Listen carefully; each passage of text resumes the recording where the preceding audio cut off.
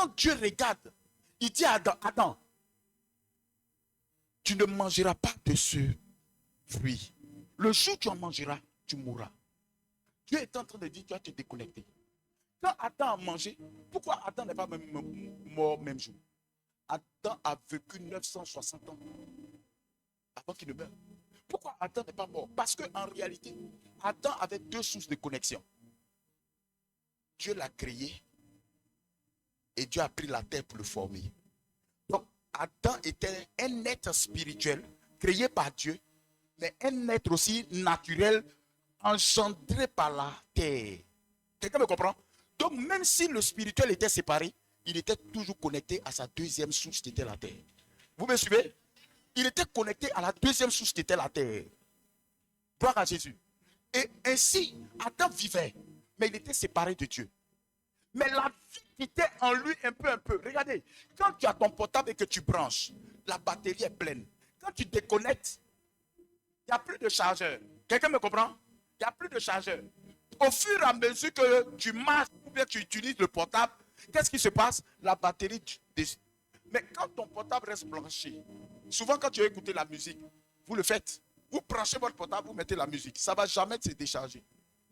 Tu vas écouter la musique du soir là jusqu'au lendemain. Ça ne va jamais se décharger. Pourquoi? Parce que le portable est connecté à sa source d'alimentation. Je ne sais pas si quelqu'un me comprend. Le portable est toujours connecté à sa source d'alimentation. La source qui alimentait Adam, c'était Dieu.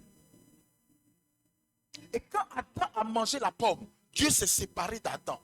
Sa source d'alimentation était rompue. Mais il avait une seconde source qui était la terre. Alléluia. C'était la terre parce que son corps appartenait à la terre.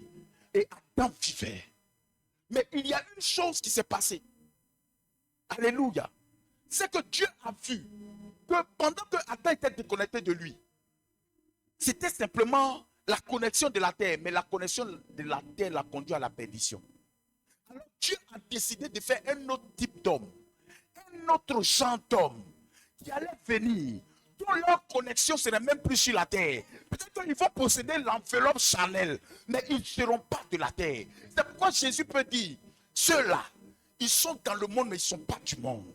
Il parle de nous. Et la Bible parle de nous, notre naissance. La Bible dit, dans Jean chapitre 1, verset 12, la Bible dit ceci, à tous ceux qui l'ont reçu, à tous ceux qui croient en son nom, il leur a donné le pouvoir de devenir enfants de Dieu, lesquels sont nés. Et puis il dit, non du sang, ni de la volonté d'un homme, ni de la volonté de la chair, mais ils sont nés de Dieu. Ça veut dire que ce type d'homme, ils sont connectés à Dieu. C'est pourquoi, quand Pierre parle, Pierre dit, vous avez été engendrés par la parole. Ça veut dire que nous, notre source n'est plus simplement l'eau ou la terre ou quoi que ce soit.